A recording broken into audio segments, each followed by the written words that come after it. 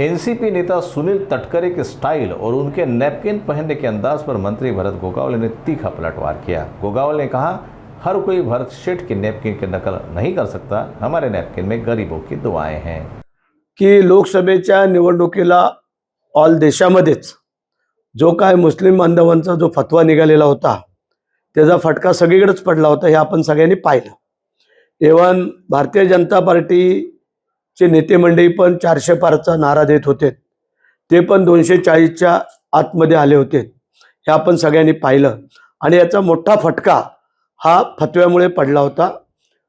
तटकर साहेब जे काय बोलले परवाच्या कालच्या सभेमध्ये, तो मुद्दा एवढाच आहे की जी मुस्लिम समाजाची मतं होती ती त्यावेळेला त्यांनी तपासावीत की त्यांना किती मिळालीत, कोणाला किती मिळालीत आणि काय मिळाले। कारण ती जी काय आमची त्यावेळेला एक 15 ते 16 हजार मतं ही कमी झाली होती, ही सगळ्यांचीच, हे काय त्यांच्याच नाही, ऑल देशामध्ये झालं होतं। हे ते मला वाटतं कदाचित गणित करायला विसरले असतील।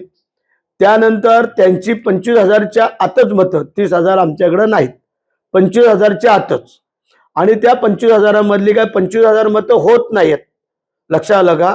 त्यामधले 3-4 हजार मतं तर होत नाहीत 25,000 बोलल्यानंतर, म्हणजे राहिले जेमतेम 22,000। त्यातली 15,000 तर मुस्लिम बांधवांची मतं, आणि मग जी काय त्यांना मिळाली मतं याचं त्यांनी गणित करावं।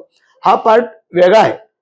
प्रत्येक खासदारकीला वेगळी गणितं असतात, प्रत्येक ठिकाणी आपण जर पाहिलं, पण आमदारकीला ही वेगळी गणित आहेत। हे सगळीकडे त्यांनी तपासावं। जो काय प्रश्न आहे, जो त्यांच्या वेळेला त्यांच्या मतदारसंघामध्ये त्यांना जर 30,000चा लीड मिळाला आहे आणि मुलीला जर 80,000चा लीड मिळतोय, मग हा फरक कसा आम्ही समजायचा? हा पण त्यांनी त्याचं गणित मांडायला पाहिजे ना। मग हीच सगळीकडे गणित झालेली आहेत।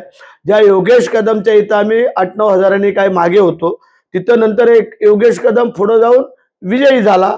ज्या भास्कर जाधवच्या इथं खासदारकीला त्यांना जास्त मतं होती, तर भास्कर परत पाय आले।